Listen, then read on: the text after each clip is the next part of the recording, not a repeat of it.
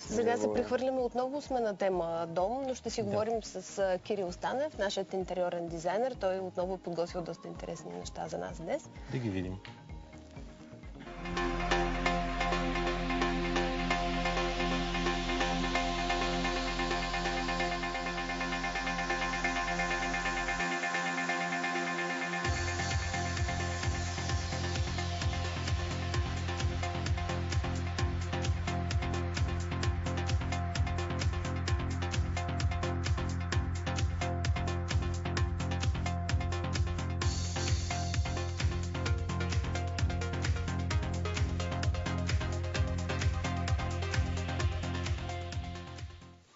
Интериорен дизайн сега.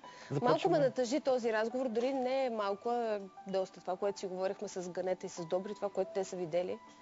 Доста страшни Живота неща ни е цветен. очакват. Много цветен. Някой път е в черно, някой път е в червено, в розово, в бяло. Това, което искам да ви покажа днес, е нещо изключително красиво.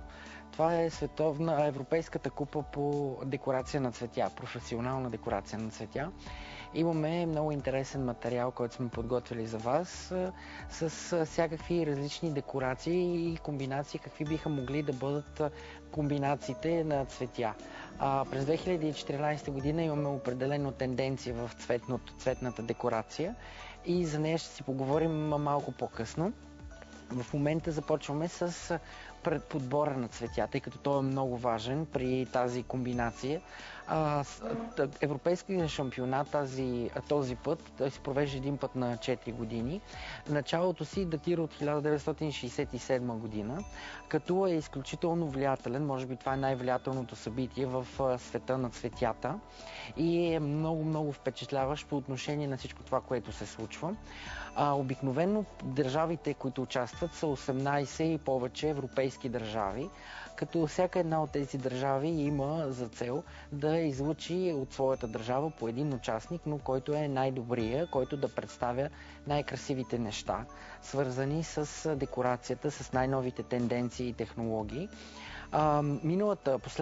Последния път, когато беше организирано това нещо, беше в Чехия и спечели Русия, което беше гениален успех, тъй като от 1967 година, откакто се организира този Еврокупа или Европейски шампионат по цветни декорации. Страните са Норвегия, които са печелили много пъти, след това Швейцария, след това Холандия. Тези три страни. Ще го кажа, защото Холандия просто няма как да не бъде. Да, те са традиционалисти, но в момента имаме изместване към другите страни. Тази година в Чехия искам да отбележа за този роял, който след малко ще видим, той е декорация. Понеже Дворжак има юбилей по отношение на събитието и то беше в Чехия. Съответно, чехите му дадаха значимото и от една от 6 теми, тъй като ето това е рояла, трябваше да бъде посветена на музикална тема, на това, което може да бъде повлияно от музиката.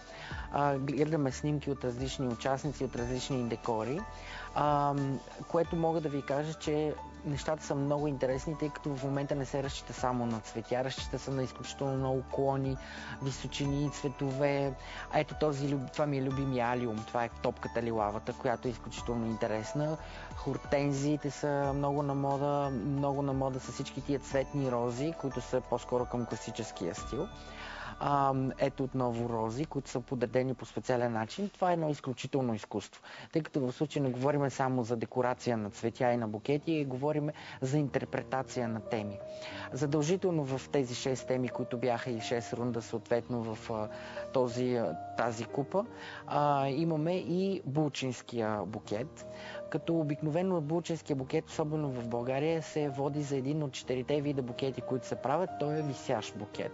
Въпреки че имаме много форми, ето тук примерно имаме под формата на птица, в случая говорим за висш пилотаж.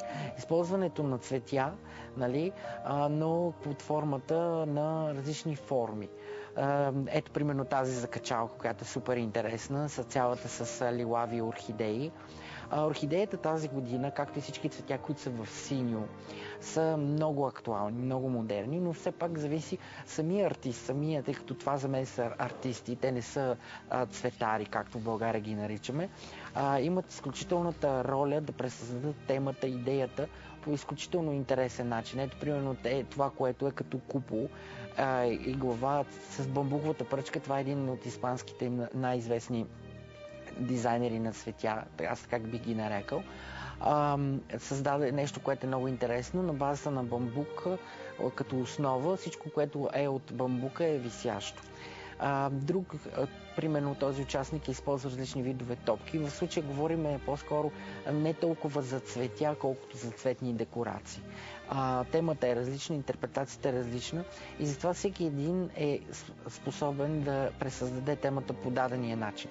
В случая, като изключиме правилата, по които се прави един букет, нали, който в зависимост от дали ще бъде линеарен, дали ще бъде миксиран, дали ще бъде кръгъл, дали ще бъде висящ, дали ще бъде с една пръчка, всичко останало е позволено. Как се ранжира един букет по принцип? Основните цветове се използват, основният цвят се използва. Примерно, ако си представим едно ветрило, имаме пръчки. Около него пръчките са основният цвят. Основното цвет е било роза, гербер, хризантема. И оттам надграждаме около това. Оттам надграждаме идеята и я попълваме с по-малки цветчета, които да поддържат темата, която да фокусират и да откроят, да създадат контраст на основния цвят. И този цвят е абсолютно задължителен. Имаме за първи път използването на различни видове мусове. Мус, който съответно в северните честоти, по отношение на декорацията, по отношение на всичко това. Също така, примерно имаме бреза, имаме много интересна комбинация от бежави тонове, които са земни тонове, дори и орхидеите, въпреки че орхидеята обикновено в изкрящи цветове, за създаването на една декорация на всичко това, което ние виждаме и цветово съчетаване. Много важно е цветовете да бъдат подходящо съчетани на базата на темата. Примерно, ако имаме една морска тема, можем съвсем спокойно да я съчетаем с сини цветове. Т.е. да наблегнем на аквамарин, на синьо, на примерно синя хортензия, много силно се използва. Тук виждаме различни видове комбинации, които са много подходящи. Вече зависи от темата. Ако имаме примерно някаква тема, ето тази тема, която е призета примерно от живота, от радостта, от сладките дори, от модата, от всичко това, което е шарено, можем по много интересен шарен начин да съчетаем всякакви видове цветове. Няма принципи, по които да може да се подчертае или да се изрази едно мнение или една идея, тъй като всичко в крайна сметка е едно внушение и това, което човек може да излучи и да покаже, е на базата на неговото въображение. Единственото, което е, примерно, ако спазваме тази топковидна форма, ето тук от модата привзем, като смисъл такъв модата е тази, която по този начин ни помага, за да създадем дадения букет. Както или примерно сладките, които в момента виждаме, или примерно интериорния дизайн с тези шарени чаши. Всичко това ни създава възможност да създадем един цветен букет, който да бъде под същия начин, по който ние ги правиме нещата. Много интересна е декорацията на тези буркани, тъй като в бурканите определено влязаха в цветарския бизнес, така да го наречеме. И на базата на различни цветове, топчета, които са вътре, които след малко ще видим, или примерно декорация с копчета, нещата са наистина различни, интересни, иноваторски. А всички тези цветя живи ли са? Абсолютно. Това е рязан цвят. А ти как гледаш, да речем, на идеята да се декорира подобен вид букет, но с изкуствени цветя, които са няма да може да постигнем, качество. с добро качество. Има наистина, примерно Тайланд, Китай, Италия също имат много големи традиции в изкуствените цветя. Те изглеждат наистина едно към едно с оригинала, но по начина, по който изглежда едно естествено цвете, няма как да бъде друго. Освен това, тук говорим за състезания, за естествени цветя и за декорация, тъй като, примерно, ето тези тип момини сълзи, различни видове хортензия, примерно алиум, те са ключови при създаването на комбинациите. Ето това е хортензията, за която говорих. Използват се различни видове релефни, кръгли, използват се свещи форми, за да създадат съответната идея. Също кора от дърво, много актуално и много интересно като цяло. Ние с теб, т.е. ти си ни показал много интересен екстериор от Чикаго. Да. Това беше, мисля, миналата година. За това как една тераса е направена в много различни цветя, които погледнато реално едно с друго не биха могли да си паснат, но в този екстериор много добре бяха аранжирани. Всичко е въпрос на въображение, защото когато един творец вземе дадено цвете и го доближи до друго цвете, той усеща дали двете си пасват, но това няма как да се научи.